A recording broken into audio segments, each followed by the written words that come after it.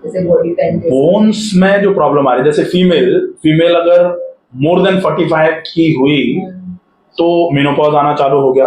Menopause मतलब periods धीरे धीरे करके जाना चालू हो जाते हैं। अब पीरियड्स अगर जाएंगे तो इसको मेनोपॉजल एज बोला जाता है। तो मेनोपॉजल एज में एक तो जॉइंट में प्रॉब्लम, वेट एकदम से बढ़ना चालू हो जाएगा, मतलब कम नहीं हो रहा है, कम नहीं होगा और बढ़ेगा भी। मतलब फिजिकल मतलब नहीं होता क्या, मतलब पूरा एक्टिव रहती हूँ। हाँ, दूसरा थोड़ा सा मूड स्विंग्स होना चालू हो जाते हैं। तो मूड स्विंग्स में जैसे स्ट्रेस, एंजाइटी, एंगर, या फिर जिसको बोला जाए कि टॉलरेंस जो होती है ना वो कम होना चालू हो जाती है। बात किसी की बहुत ज्यादा टॉलरेट नहीं होना, तो वो ये मान लो कि 45 साल की उम्र से लेकर के जब तक मेनोपॉज होकर के साल 1.5 साल नहीं निकल जाता है, मतलब ऐसा मानो 45 से 55 साल की उम्र, तो ये उम्र होती है। इसमें से कोई से भी 3-4 साल जो है ना, जो पेरीमेनोपॉजल एज माना जाता है, जिसको टाइम माना जाता है, उसमें ये कंडीशंस आती हैं। अब चूंकि हार्मोनल चेंजेस हो रहे होते हैं, जैसे जब बच्चे को पहली बार मीनार जिसको बोला जाता है, पहली बार जो पीरियड आते हैं उसके पहले खूब सारे चेंजेस हो रहे होते हैं बच्चे में। फिर जैसे ही पीरियड्स आना चालू हो जाते हैं, 1-2 साल निकल जाता है, तो वो चेंजेस धीरे धीरे करके नॉर्मल हो जाते हैं। ठीक ऐसे ही जब पीरियड्स जा रहे होते हैं तब यही चेंजेस हो रहे होते हैं, क्योंकि हार्मोन्स उस समय बदल रहे होते हैं। हार्मोन्स, अब कौन से हार्मोन की ज्यादा आवश्यकता नहीं है, वो कम निकलना चालू होगा। अभी तक पूरा निकल रहा था, अब कम निकलेगा तो शरीर में परिवर्तन लगेंगे।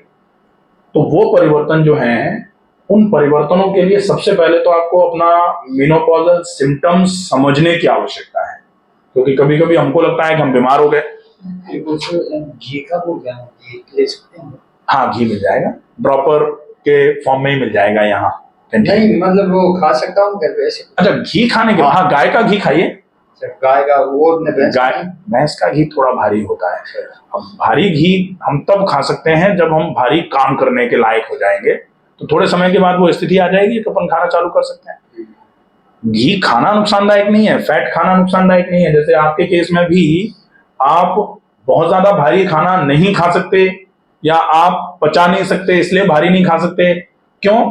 क्योंकि हम उस खाने के लिए हमको जो करना चाहिए हम वो नहीं कर रहे, इसलिए खाना। जैसे घी खा करके बहुत काम करना चाहिए, अगर हम बहुत काम करने लग जाए, घी पचने लग जाए, ज्यादा नहीं, बस रोटी चुपड़ी उतना तो चलेगा, कोई दिक्कत नहीं, उतना चलेगा। ठीक है, रोटी चुपड़ के खा लें। इनफैक्ट अपन तो जैसे वेजिटेबल खिचड़ी वगैरह जो नाश्ते में लेंगे ना, उसमें आधा चम्मच गाय का घी डाल के भी खा सकते हैं, वो चलेगा। फैट की जरूरत तो होती है शरीर को। गाय का मिलता नहीं हमारे से ज्यादा, कोशिश करें थोड़ा अरेंज हो जाए कहीं से, ज्यादा अच्छा रहेगा। ठीक है, तो अब थोड़ा कोशिश ये भी करनी है कि वेट को कम करने का प्रयास जितना कर रहे हैं, जिससे वेट नहीं कम हो पा रहा है प्रयास के बावजूद, तो प्रयास को थोड़ा और बढ़ाइए, क्योंकि डेफिनेटली ऐसा तो है ही कि मतलब मेरे को वही रहता है कि मतलब और वेट मतलब ज्यादा नहीं हो जाए, फिर वो दिक्कत चीज है। तो उसके लिए अपने को क्या करना पड़ेगा, जैसे ज्यादा है, अब वो ज्यादा होने के चांसेस हैं, तो हम प्रयास करके ज्यादा तो नहीं होने दे रहे हैं, लेकिन जो ज्यादा ऑलरेडी है उसको भी कम अगर करना है तो प्रयास को आगे ले जाना पड़ेगा। ठीक है, प्रयास आगे करो, वेट धीरे धीरे करके कम होना चालू हो जाएगा। डेफिनेटली ऐसा हो जाता है, वो कोई इशू नहीं। लेकिन कोशिश ये करिए कि आपकी एक्सरसाइजेस का रूटीन जो है ना वो बहुत सेट रहे, और एक्सरसाइजेस में भी कोशिश आप भी करें कि कुछ आसनों की प्रैक्टिस करो जो ग्लैंडुलर स्टिमुलेशन कराते हैं। तो ग्लैंडुलर स्टिमुलेशन कराने वाले कुछ अच्छे आसन, जैसे अगर पॉसिबल हो जाए तो पश्चिमोत्तानासन, आगे झुकने वाला जो आसन होता है, बैठ के आगे झुके, अच्छा है। एक होता है जानुसिरासन, थोड़ा सा दोनों पैरों को सीधे बैठ करके दोनों पैर ऐसे खुले, एक पैर को घुटने से मोड़ लिया, फिर आगे की तरफ झुके तो ये right ovary, right fallopian tube, फिर इधर की तरफ तो left ovary, left fallopian tube. तो ऐसे करके ये फिर एड्रिनल ग्लैंड भी दोनों तरफ के एक्टिवेट होना चालू हो जाते हैं। तो ग्लैंड जैसे जैसे स्टिमुलेट होंगे तो अपने आप ही फिर वेट तो ऐसे ऐसे जाना चालू हो जाता है। बॉडी को उतना एनर्जी नहीं मिल रहा है कि मतलब मैं उतना एक्सरसाइज कर सकूं। अब क्या है तो फील होता है जैसे थोड़ा सा कुछ कर लिया तो फिर उसमें अपने को क्या हो रहा है कि बॉडी को एक्सरसाइजेस के लिए एनर्जी नहीं मिल रही, इसलिए हम एक्सरसाइज नहीं कर रहे। एक्सरसाइज नहीं कर रहे हैं इसलिए बीएमआर नहीं बढ़ रही, बीएमआर नहीं बढ़ रही तो जो हम खा रहे हैं वो पच नहीं रहा तो एनर्जी नहीं मिल रही, तो एक ऐसा साइकिल बन रखा है। वही चीज। अब आपको साइकिल को तोड़ने के लिए एक्सरसाइज तो ही फोकस करना पड़ेगा। ऐसा नहीं होगा कि आपको पहले एनर्जी मिल जाए तब आप एक्सरसाइज करोगे, ये तो फिर वो वाली बात हो जाएगी ना, ना नो मन तेल होगा ना कभी राधा नाचेगी, तो मुश्किल हो जाएगी। वही चीज है ऐसे। मतलब एक्चुअली ऐसा होता है ना, जैसे अगर थोड़ा कुछ कर लिया काम, मतलब मैं फिर उसके बाद लो फील करने लगती हूँ। हाँ। अब मुझे लगता है अगर मैंने इतना एक्सरसाइज कर लिया तो मैं अपना दूसरा काम नहीं कर पाऊंगी। नहीं, आप एक्सरसाइज करो, आप 15 दिन करो, 15 दिन में आप देखोगे कि हम काम करने की हमारी एबिलिटी बढ़ गई, डेफिनेटली ये होगा। और एक्सरसाइज में आप एक्सरसाइज ऐसा नहीं है कि आज ही आप दशरथ मांझी की तरह पहाड़ खोद दो, जरूरत नहीं है, थोड़ा आपको धीरे धीरे करके बढ़ाना है। आज आप 1 गिनो, कल 2 गिनो, परसों 3 गिनो, धीरे धीरे करके अपन 100 गिनने तक पहुंच जाए, कोई दिक्कत नहीं। सनय सनय। और वैसे भी योग में तो महर्षि पतंजलि जी ने लिखा है, प्रयत्न शैथिल्यम अनंत समापत्तिभ्याम, लंबे समय तक शिथिलता का अभ्यास करना ही योग का अभ्यास है, आसन का अभ्यास है। तो वो करो, धीरे धीरे करके होगा, डेफिनेटली हो जाएगा, कोई दिक्कत नहीं। डाइट में कोशिश ये करो कि लेस कैलोरीफिक डाइट ली जाए, लेकिन कम नहीं ली जाए, क्योंकि अगर कम लोगे बीएमआर डल हो जाएगी। तो कम का मतलब कि हम खा नहीं रहे, जैसे जनरली क्या होता है कि वजन ज्यादा है, हम लाओ शाम का खाना छोड़ देते हैं या नाश्ता नहीं कर रहे, दोपहर में एक टाइम खा लेते हैं। छोड़ रहे हैं। आप खाओ, आप खाओगे तभी तो पचेगा और पचाने की क्षमता तभी तो रहेगी, लेकिन खाओ वो जो आपके शरीर में एक्स्ट्रा कैलोरी ना दे जाए, कि जैसे खाया तो जरा सा लेकिन तली हुई मूंगफली खा ली हाँ। तो फिर तो वो गड़बड़ है। तो खाया तो जरा सा ही, तो आप खाओ खूब, जैसे लाई खाई आपने, जो कॉर्नफ्लेक्स खा लिए, जैसे आपने जो चावल को सेका हुआ जो होता है ना, खीर जिसको बोलते हैं, वो खा ली, तो वो आप इतनी खा लो, आप उसमें थोड़ा सा टमाटर काट दो, फिर खीरा काट दो, आधी हरी मिर्ची डाल लो, तो वो एक टेम्पटेशन जो होता है ना खाने का वो भी पूरा होगा और कैलोरी भी ज्यादा नहीं पहुंच रही। उबली हुई सब्जियां खा लो ज्यादा मात्रा में, फल हाई ग्लाइसेमिक इंडेक्स छोड़ करके बाकी खूब सारे फल खा लो, कोई दिक्कत नहीं, चलेगा। कोशिश करो कि पानी का इंटेक थोड़ा ज्यादा रहे, तो पूरे दिन में लगभग 3.5 लीटर के आसपास पानी पी लिया जाए, बहुत अच्छा रहेगा। इसके अलावा थोड़ा सा ये ध्यान रखो कि शाम का खाना जो है वो कोशिश करके 7 बजे के पहले पहले खा के फ्री हो जाओ, और ये भी ध्यान रखो कि शाम के खाने के बाद थोड़ी देर के लिए ही बेशक लेकिन जरूर टहला जाए। अगर आप ये कर लेते हो, और मेनोपॉजल सिम्टम्स जो आ रहे हैं उसके लिए थोड़ी देर के लिए आप कैसे भी करके प्राणायाम के लिए समय निकालो, खूब प्राणायाम करो। प्राणायाम में अनुलोम विलोम, डीप ब्रीदिंग, भ्रामरी, भ्रामरी करेंगे तो थोड़ा सा हल्का सा अपने साइकोलॉजिकली थोड़ा सा साउंड रहेंगे, तो वो जो इरिटेशन, जो लैक ऑफ कंसंट्रेशन, बहुत सारी चीजें रहती हैं इसमें, वो सब धीरे धीरे करके बैलेंस होना चालू हो जाएगा। स्पाइसेस खाना जितना कम कर सकते हो कम करो, बहुत मसालेदार खाना, वो जितना कम रहेगा उतना ये मेनोपॉजल एज जो है ना ईज में निकल जाएगी आराम से। बाकी परेशान तो ये सारी महिलाओं को करती है, थोड़ी बहुत तो करेगी नहीं, वैसे उतना परेशान वैसा कुछ नहीं कर रही है।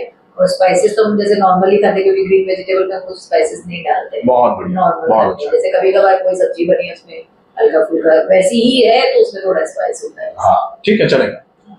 ब्रीदिंग एक्सरसाइज जरूर करो, क्योंकि ब्रीदिंग एक्सरसाइज जैसे पेट ने फेफड़ों को भी दबा रखा है, उसके चक्कर में ब्रेथलेसनेस बोलने में भी हो रही है। जैसे बोलने में, सेंटेंस कवर करने में अपने को दिक्कत आ रही है। कैसी दिक्कत आ रही है? बहुत दिक्कत आ रही है, बहुत दिक्कत आ रही है, और आए जा रही है, और आए जा रही है, और आए जा रही है, और आए जा रही है, और आए जा रही है, और आए, इस तरीके से। तो जैसे पूरे सेंटेंस को कवर करने के लिए अपने पास ऑक्सीजन की डेफिशिएंसी होती है और फिर दिक्कत होती है। तो उसके लिए अपने को क्या करना है, फेफड़ों पे पूरा अच्छे तरीके से रिलैक्सेशन हो पाए, इसके लिए जरूरी है कि पेट बिल्कुल अपनी जगह पर रहे, फिर ताकि फेफड़े पूरे एक्सपेंड हो पाए सांस भर के। और एक्सपेंशन जब फेफड़ों का होगा तो ज्यादा हवा जाएगी, तो ज्यादा देर तक आप सांस छोड़ते हुए लगातार बोल सकते हैं, तो वो ठीक रहेगा, ये भी आपके लिए इफेक्टिव रहेगा। ठीक है, तो ये चीजें कर लो आप, फिर देखें। वही कराटे वाली चीज भी वैसा हो। कराटे तो आज के लिए मानो कि वेट अगर नॉर्मल वेट से 5 किलो 7 किलो ज्यादा हुआ, ये जो नीचे एड़ी वाला जगह होता है ना, इसमें ज्यादा या एड़ी में दर्द कैल्केनियल स्पर बोला जाता है, ऊपर वाली चीज ये जो होती है एड़ी के पीछे की तरफ हाँ। रेट्रोकैल्केनियल बर्साइटिस है ये। तो एक तो आप स्लीपर्स या शूज अगर पहनते हैं तो उनमें हील कफ आता है, वो डालो और इसके लिए रेगुलर एक्सरसाइजेस करो। रेगुलर एक्सरसाइजेस करोगे, क्योंकि वेट ज्यादा है, वेट ज्यादा की वजह से जैसे ये एडी है, ये अब इस एडी के नीचे ये जो है इसके नीचे की गद्दी, अब ये एडी के पीछे का हिस्सा, तो इसके पीछे की गद्दी अब ये घिस गई, तो यहां तो हुआ रेट्रोकैल्केनियल बर्साइटिस, ये हुआ कैल्केनियल स्पर। अगर मान लो गद्दी घिसती है तो हड्डी पे लगातार घर्षण होता है, जिसकी वजह से यहाँ एक छोटा सा स्पर बन जाता है, एक छोटा सा ट्यूबरकल फॉर्म हो जाता है। कभी कभी पूरे के पूरे पंजे में दर्द होता है, इसको बोलते हैं प्लांटर फेशियाइटिस। तो ये तीनों कंडीशंस ऑलमोस्ट ओवरवेट की वजह से आती हैं कि वेट मान लो इस पर बहुत चपेट दिया जाए इधर उधर से, तो धीरे धीरे करके जोर पड़ेगा और धीरे से वेट ज्यादा आया, गद्दियां घिसेंगी, दर्द आना चालू। जैसे मैं अब जैसे दूसरी जगह वहां रहती हूँ तो मतलब मेरे को बहुत ज्यादा हो जाता है ये चीज कि मतलब जैसे अगर मैं सुबह उठी तो नीचे पाँव एक बार रखना ही बहुत मुश्किल हो, रख ही नहीं सकती। और अगर मेरे पास स्लीपर है तब तो मैं अगर डायरेक्ट उसको पाँव में डाल लेती हूँ तो फिर मैं चल सकती हूँ, वो चलेगा बाथरूम तक। और अगर जिस टाइम मेरे पास वो स्लीपर नहीं है तो मतलब मेरे लिए उठना, स्लीपर भी इसमें चलेगी डॉक्टर सोल की, ऑर्थो के स्लीपर्स आते हैं या क्रॉक्स आते हैं, उनका उपयोग किया जाए। शूज जैसे ही आप कभी बाहर जा रहे हो, थोड़ा बहुत भी चलने का काम है आपका, तो शूज पहनेंगे और शूज में सिलिकॉन इंसोल जरूर डले हुए रहेंगे तब तक के लिए जब तक आप अपना वेट कम नहीं कर लेते या आप अपने जो गद्दियां घिस गई हैं उनको दोबारा जनरेट नहीं कर लेते, वो जनरेट हो जाएंगी फिर ठीक। और वही जैसे दूसरी जगह आ गई, मतलब अभी जैसे चेंज हो गया वहां से, तो अभी मेरे को सुबह उस चीज का नहीं पता चलता है। बस कभी कभी अचानक से जैसे एक हफ्ते 10 दिन में ऐसे कभी फील होता है कि यहाँ एडी में बहुत दर्द हो रहा है, वैसा वो तो स्टेट ऑफ माइंड कभी कभी थोड़ा बहुत इधर उधर रहता है, कहीं आए हुए हैं तो अपने को फोकस पॉइंट पर रहता है, वो उसका ऐसा कुछ है नहीं खास, लेकिन ये जरूर है कि यहाँ पे भी जैसे मैं घर पे ही हूँ वैसा नहीं है, मैं तो घर पे ही हूँ, नॉर्मल सेम रूटीन है, वैसा कुछ नहीं है कि मैं मतलब जैसे आउटिंग पे जैसे सेम रूटीन है, यहाँ पे भी घर है, मैं घर पे नहीं उसका, लेकिन वो नॉर्मल फॉलो कर, जैसे वहाँ जैसे मैं जाऊंगी फिर मेरे को जैसे 1-2 दिन बाद ही ऐसे लगता है कि मतलब ओवर मेरा वो चीज हो रहा है, उससे वो अपने को केवल फील हो रहा है ऐसा, क्योंकि ऐसा नहीं हो सकता कि यहाँ आने पे वो ठीक हो जाए, वहां जाने पे वो गड़बड़ हो जाए, वो ऐसा, क्योंकि एनाटॉमिकली प्रॉब्लम है ना ये। अगर मान लो कभी ऐसा होता कि कुछ चेंज हो रहा है तो या तो आपके रूटीन चेंज हो रहे हैं कि जैसे वहां आप वो उतना फोकस नहीं कर पा रहे जितना यहाँ फोकस्ड हैं, या फिर यहाँ आपके स्लीपर पे ही पैर डालते हो आप, वहां नहीं डाल पा रहे, कुछ ना कुछ तो होता होगा। रूटीन सेम है, हाँ हो जाता है, कभी कभी हो सकता है, मतलब मैंने एक बार नहीं मतलब कई बार जैसे सेम चीज नोटिस की, उससे कोई बहुत फर्क नहीं मतलब पड़ा। मतलब आपको की पॉइंट्स ये देखने पड़ेंगे कि आपको ये चीजें तो करनी ही पड़ेंगी, तो तभी जाके पूरा ठीक होगा, नहीं तो मुश्किल है, क्योंकि इस पर है या फिर बर्साइटिस है, तो जब तक ये ठीक नहीं होगी तब तक प्रॉब्लम रहेगी ही। ठीक है।